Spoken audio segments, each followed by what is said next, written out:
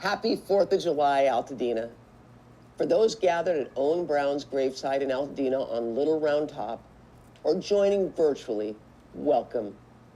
As we commemorate our nation's 250th birthday, we are celebrating history today.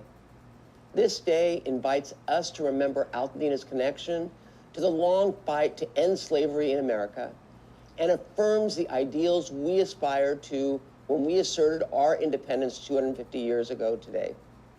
This site holds deep significance for our community and for our country. Owen's final resting place is close to my heart and to the hearts of many in Altadena. This site embodies American history, a history we must preserve and pass down to the next generation. Altadena Heritage first nominated Owen's gravesite as a historic landmark in 1989. The amount of sheer perseverance this civic group, the Gravesite Committee, and other volunteers have shown over the years is truly remarkable.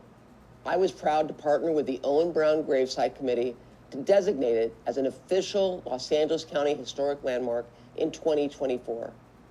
I commend the committee for its relentless effort to gain historic designation, to save this beautiful site from development, and to place it in the Santa Monica Mountains Conservancy.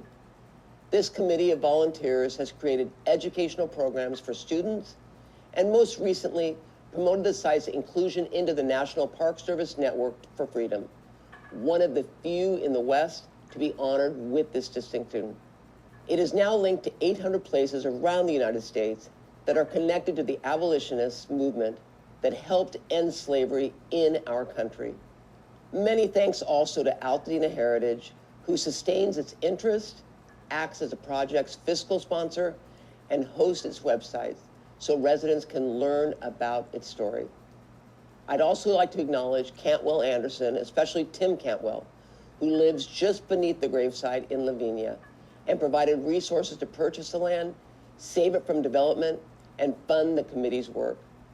With confidence, we can affirm that the site will remain accessible to all as a place to hike, learn, find inspiration, and hold community gatherings like this. To our Altadena community, may you remember the meaning of this history and celebrate all that's been accomplished to preserve it. I hope you enjoy today, the historic program, the music, Owen's gravesite, time spent with neighbors, and our country's 250th birthday. And thank you all for coming up here. And I wanted to acknowledge Tim Cantwell and Cantwell Anderson, who's funded the purchase of this hallowed ground. Is here with his daughter Dawn, visiting from New York, and they've supported all of our committee's activities.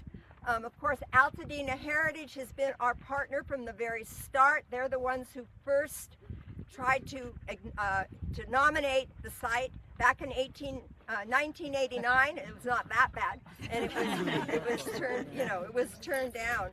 And they've supported this program. Kathleen McDonald handled all of these complicated reservations with some people online, some people, in person.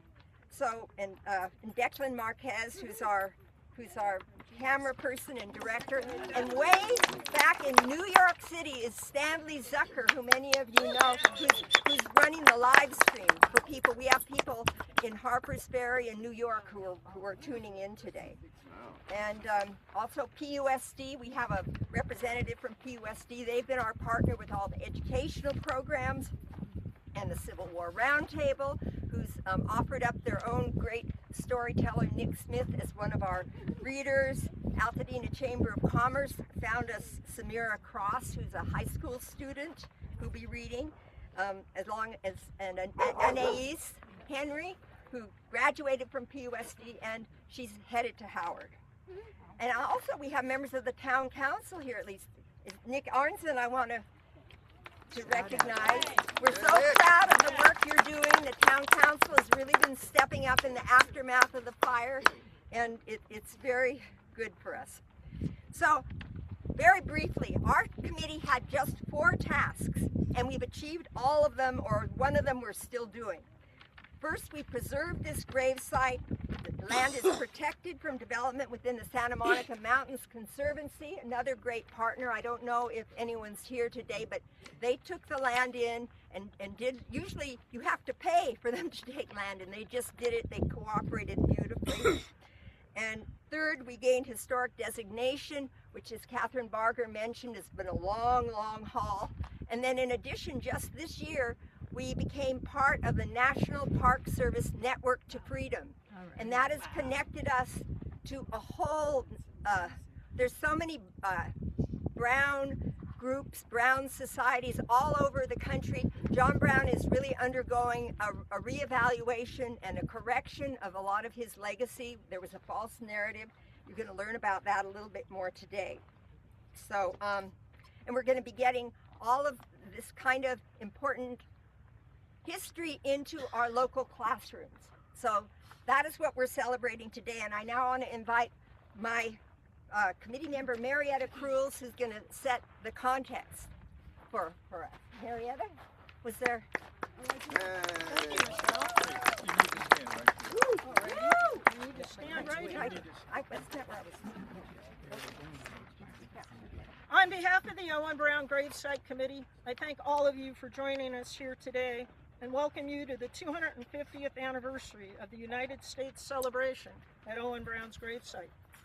We are live at this event with several organizations around the country, including John Brown, America 250, an organization whose mission is to correct false narratives about the Brown family and abolitionists promulgated after the Civil War by Confederates, rewriting the history of their rebellion as the glorious cause.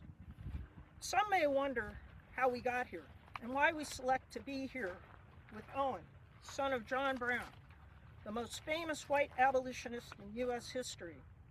It might be helpful to look back on the country through the lens of just what it means to be an American, striving for the dream that all men are created equal, with certain unalienable rights to life, liberty, and the pursuit of happiness.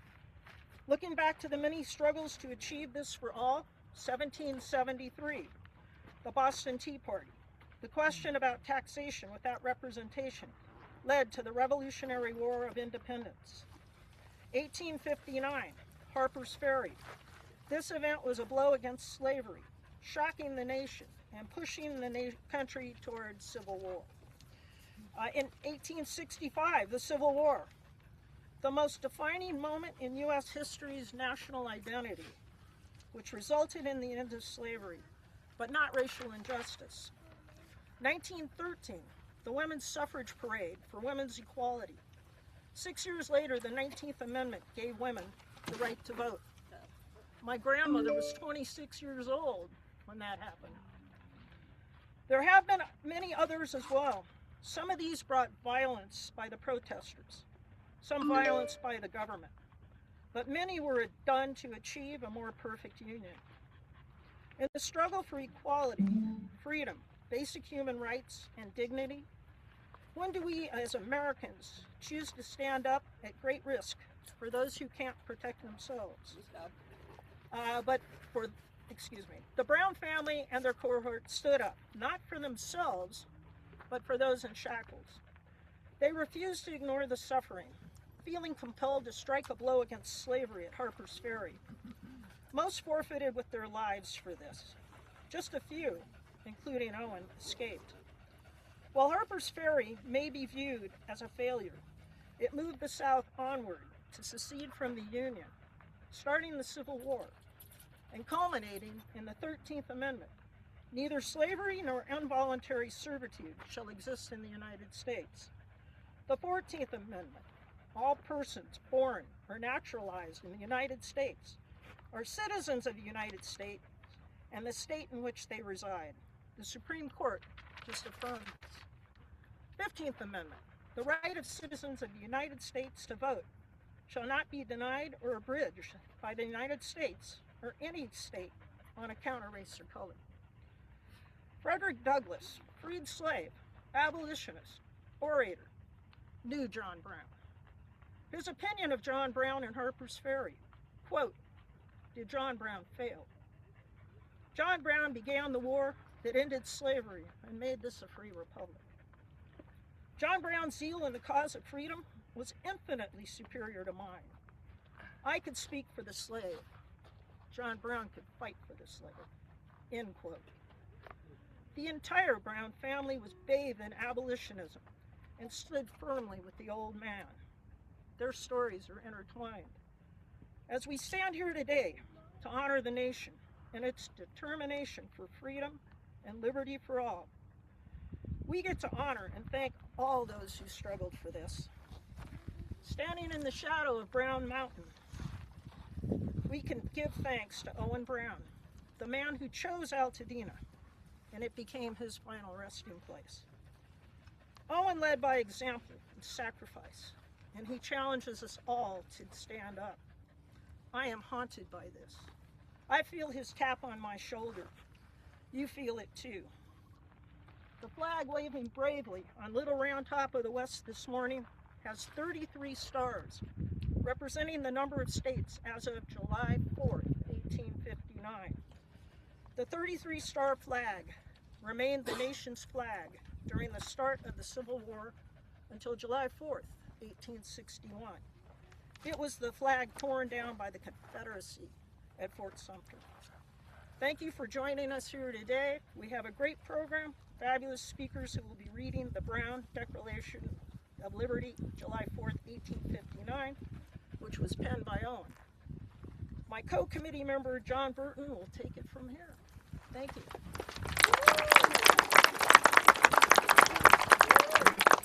Can I get all the readers up here in order, please?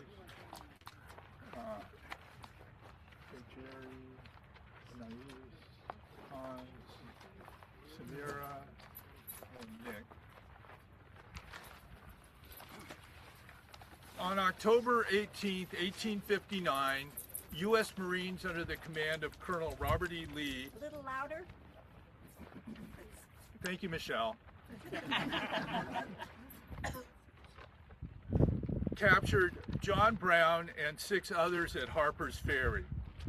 10 raiders, including Brown's sons, Oliver and Watson, had already been slain, and 5, including Brown's son Owen, escaped.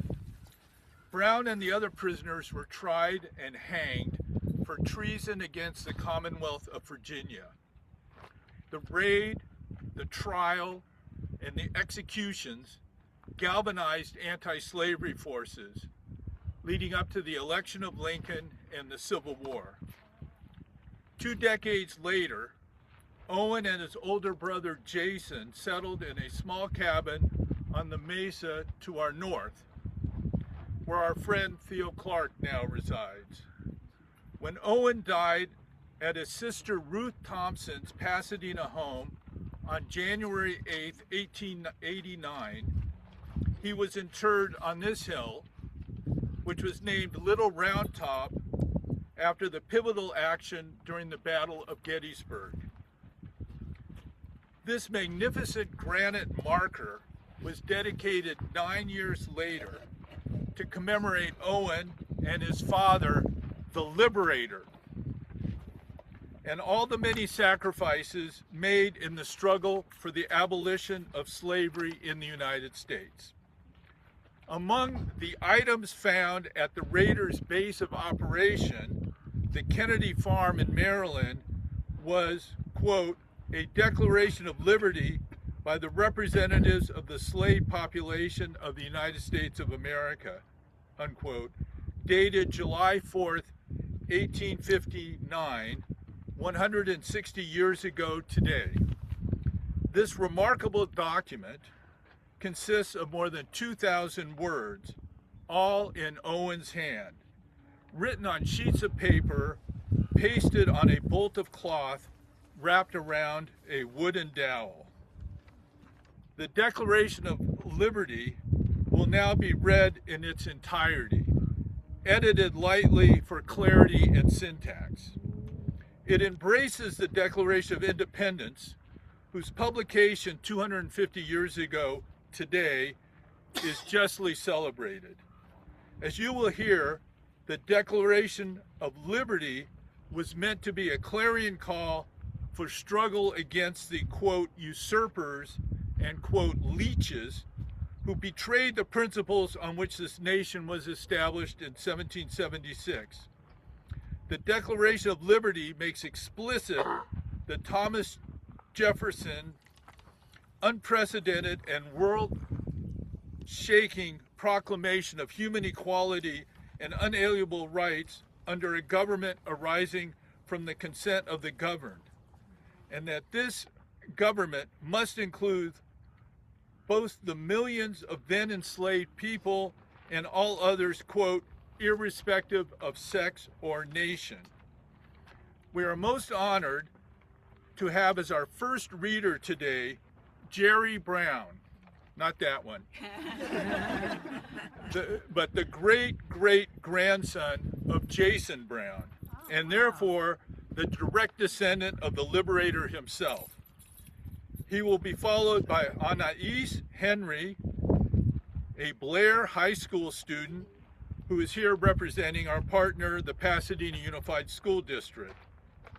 Hans Alhoff, representing Altadena Heritage, will be our next reader, followed by Samira Cross, a student who just graduated from Pasadena High School and is off to Howard University this fall. She represents the Altadena Chamber of Commerce. And our final reader will be Nick Smith from the Civil War Roundtable. So, Jerry.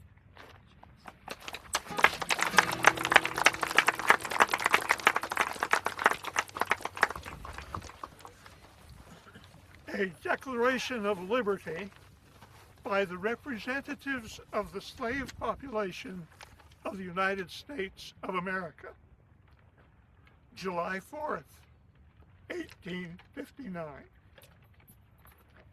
When, in the course of human events, it becomes necessary for an oppressed people to rise and assert their natural rights as human beings, as native and mutual citizens of a free republic, and to break that odious yoke of oppression which is so unjustly laid upon them by fellow countrymen, and to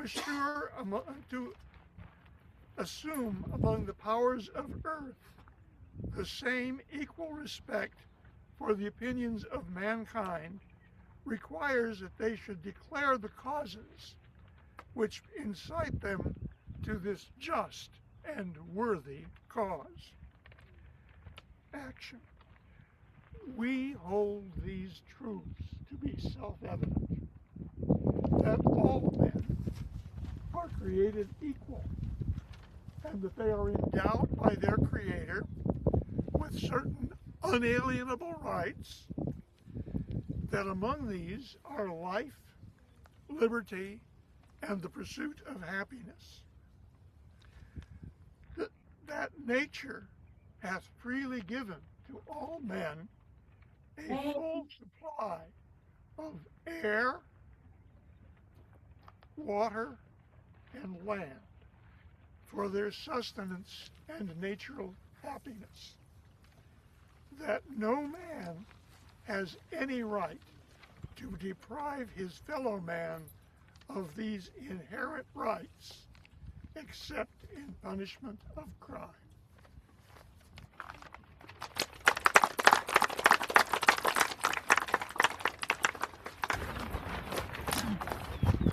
That to secure these rights, governments are instituted among men, deriving their just powers from the consent to be governed. That when any form of government becomes destructive to these ends, it is the right of the people to alter, amend, or remodel it, laying its foundation on such principles and organizing its power in such form as to them shall seem most likely to affect the safety and happiness of the human race, to secure equal rights, privileges, and justice to all, irrespective of sex or nation, to secure a fraternal kindness to all friends of equal moral privileges, to all who honestly abandon their despotic oppressive rule.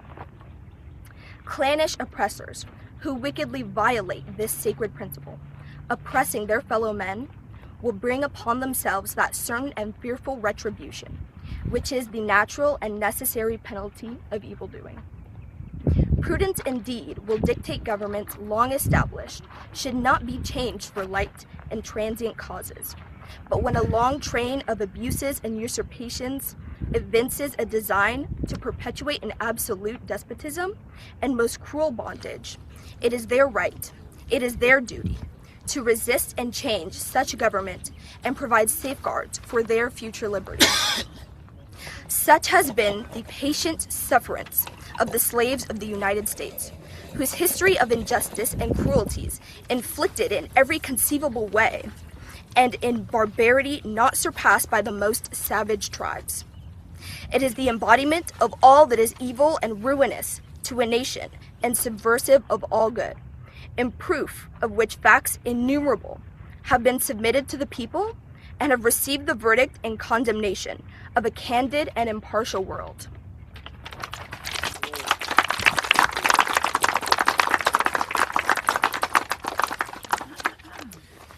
Members of Congress and other servants of the people who receive exorbitant wages have refused to pass laws the most wholesome and necessary for public good. Our president and other leeches have sent swarms of bloodsuckers to harass the people and eat out their substance. They have prevented in all possible ways the administration of justice to the slave. They have affected to render the military independent of and superior to the power and wishes of the people.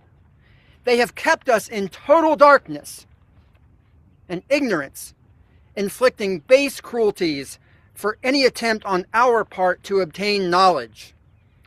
They have protected from punishment by mock trials pirates engaged in a most inhumane traffic, the foreign and domestic slave trade, and unprovoked murderers. The enormous sin of slavery is a history of repeated injuries, of base hypocrisy, accursed, treasonable, despotic usurpation.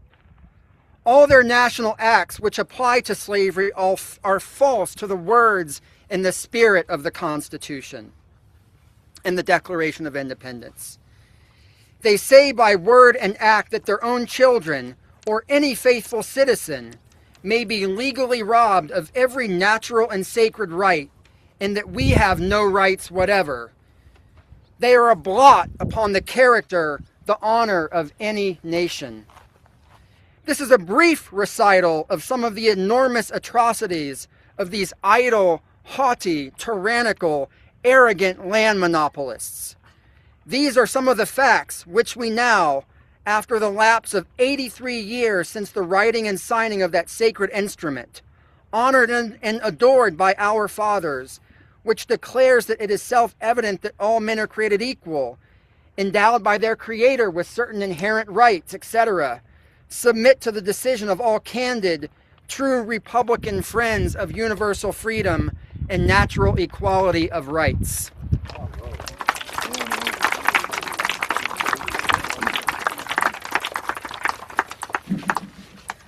All we demand is our liberty and the natural rights and immunities of faithful citizens of the United States. We will obtain these rights or die in the struggle to obtain them.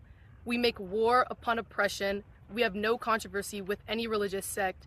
We hold these to be self-evident truths that any tribe, rulers, or people who rob and cruelly oppress their faithful laboring citizens have within themselves the germ of their own certain and fearful overthrow. The usurpers bestow bounties upon the vile thief, robber, libertine, pirate, and a woman killing slaveholders as rewards for their deeds of rascality and barbarism. They inflict grievous cruelties upon the innocent, shooting and butchering those most faithful citizens who strive for the relief of the downtrodden and oppressed of their country and fought bravely in support of the great principles set forth in our Declaration of Independence. Their slave code is a shame to any nation. Their laws are no laws. They are a curse to themselves, a most lamentable blot upon society.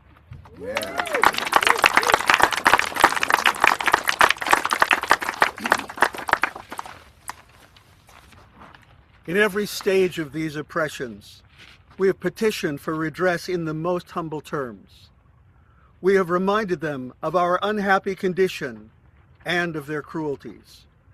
We have appealed to their native justice and magnanimity. We have conjured them by the ties of our common nature, our brotherhood and common parentage, to disavow these usurpations which have destroyed our kindred friendship and endangered their safety. They have been deaf to the voice of justice and consanguinity. We must therefore acquiesce in the necessity which denounces their tyranny and unjust rule over us, declaring that we will serve them no longer as slaves.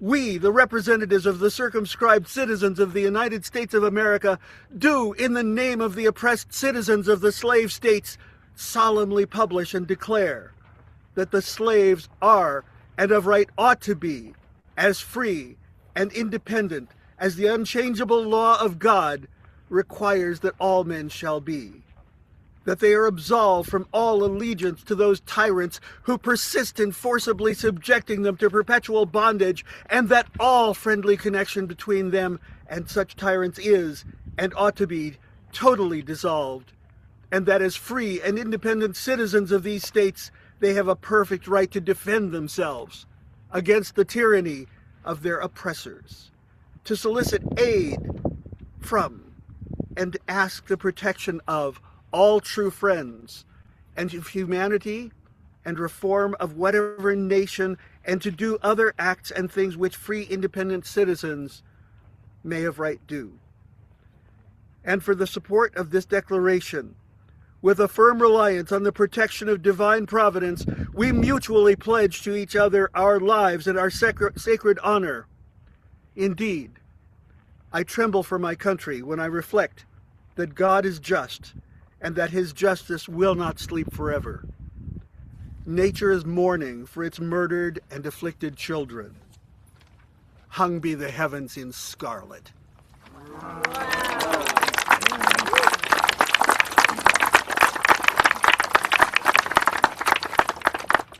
Thank you. That was a very, very fine reading. Let's have another applause for our readers. And some applause for Owen for writing that down. Those are his words. No doubt largely dictated to him by the liberator himself on the eve of Harper's Ferry. Note that the Declaration of Liberty ends with the paraphrase of Shakespeare's famous opening line to Henry VI, Part 1. That line is, quote, "Hung be the heavens with black, yield day to night." That was written as mourning for the death of a monarch. By changing the color of the heavens from black to scarlet, the Declaration of Liberty anticipates John Brown's famous last words before his December 2nd, 1859 hanging, that he had vainly flattered himself that slavery could be abolished without very much bloodshed, but that he now thought, quote, "The crimes of this guilty land will never be purged away but with blood." And we now know that to be the case, as yesterday, as I'm sure all of you know, was the 163rd anniversary of the Battle of Gettysburg. And the day before that, the Battle of Little Round Top, on which this place was named. Now, thank you very much. I'd like to introduce Marty Brown. She is Jason's great-great-great-granddaughter, therefore also a descendant of the liberator himself, and she will share some important correspondence with us. Marty?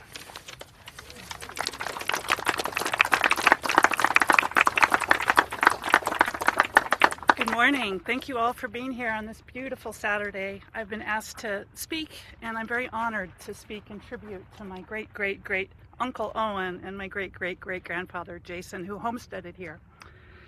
They were both born in the early 1820s, so just about 200 years ago. They were born 1 year apart in Hudson, Ohio. They were born into a family of abolitionists, not just their father John, who you know about, but also their grandfather Owen, their aunts, their uncles, their cousins. Everybody in the family was involved in the Underground Railroad, shepherding fugitive slaves to freedom across the border into Canada. But that wasn't enough for the Browns. They had a bigger vision. They envisioned this nation keeping its promise put forth in the Declaration of Independence that all people, all men, are created equal. They took these words more literally than most people. They had the audacity to treat Black people, Native people, Asian people, all people as their social equals. They dreamed of a nation where everyone, regardless of race, would be equal under the law. It's hard to overstate what a radical belief this was in the early 19th century, this belief in racial equality. The Browns took their radical beliefs to Kansas, and they took it to Harper's Ferry. They led the charge in this nation's second revolution against slavery. All of them fought, and 4 of them died, not for their own freedom, but for ours, the freedom of us to gather here today, people of many ages and beliefs and genders and skin colors, gathered here as equals on the 250th anniversary of this nation's first revolution. After he escaped from Harper's Ferry, Owen was a fugitive with a bounty on his head. He went into hiding. He was sheltered by sympathetic Quakers. He hid out in Ohio. He hid out in Wisconsin. Eventually, he made his way here. He and his brother Jason followed their sister Ruth and her husband Henry Thompson here to Pasadena. When Owen and Jason came to Pasadena, this community, your community, you embraced them. You celebrated and protected them. And because this community embraced and protected him, Owen Brown was finally able to come out of hiding and live out the rest of his life in peace. I'm going to read to you from the letter that Jason wrote home to his family in Ohio in January of 1889, sharing the news of Owen's death. Dear family, you have no doubt heard before this will reach you of Owen's death through the papers. He went to Henry's about 6 weeks ago to stay with them while he would be away doing some carpenter work for us and for them. He took a very hard cold down there, which ended in typhoid pneumonia, and he only lived about a week after he gave up trying to walk about. While he was down there, I thought I would clear off some of the brush on top of the round hill west of our shanty in order to try to get some kind of grass to grow on it, and got it in good order, sowed the seed, and it is now looking quite green. How little do we know what we shall have or do tomorrow. I had planted a pine tree there 2 years ago, and it is now about 6 feet high. Owen was very anxious to go home while he was sick, but he could not be moved. I went down and stayed with him and did all I could for him. Little did I think that round hill would be his final resting place, but so it is. That pine tree stands at the head of his grave. You can see a little of the tree in the picture I sent you. Calvin Hartwell offered to give us a lot in the cemetery and dig the grave, but I felt that I could not stay there alone any longer if he was not buried somewhere near. He has gone on before, only a few days ahead of some one of us. He died without a struggle, and among his last words he said, "How much better it is to suffer wrong than to do wrong. How much better it is to suffer wrong than to do wrong." Those were among the last words of Owen Brown, as reported by my great-great-great-grandfather, who buried his brother on this hill 137 years ago. I want to thank this community for restoring and protecting Owen's grave, which means so much to me and my family. People have tried to destroy this grave. They've disparaged and dismissed the Brown family, just as people today are working to roll back the hard-won progress this nation has made in its ongoing democratic revolution. Thanks to this community, they did not and they will not succeed. Thank you.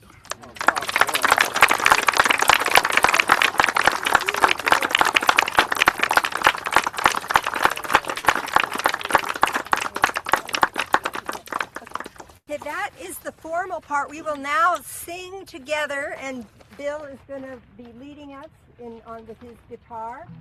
Oh, John Brown's body lies a moldering in his grave. John Brown's body lies a moldering in his grave. John Brown's body lies a moldering in his grave, but his soul goes marching on. Glory, glory, hallelujah. Glory, glory, hallelujah.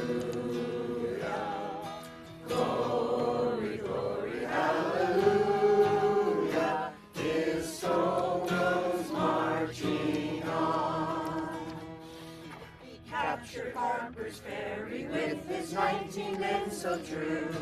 He frightened old Virginia till she trembled through and through. They hanged him for a traitor, themselves the traitor's crew. His soul goes marching on. Glory, glory, hallelujah. Glory, glory, hallelujah. Glory, glory, hallelujah. His soul goes marching on. Mine eyes have seen the glory of the coming of the Lord. He is trampling out the vintage where the grapes of wrath stored. He has loosed the faithful lightning of his terrible sword. His truth is marching on. Glory, glory, hallelujah. Glory, glory, hallelujah. Glory, glory, hallelujah. His truth is marching on. I have seen him in the watchfire of 100 circling camps. They have builded him an altar in the evening dews and dance. I have read his righteous sentence in the evening and dance. His truth is marching on.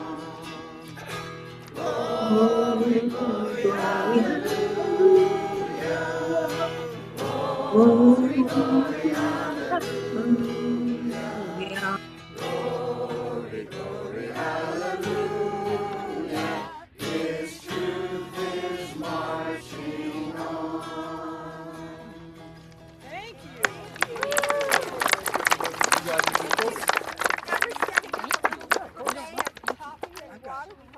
I can get more from there.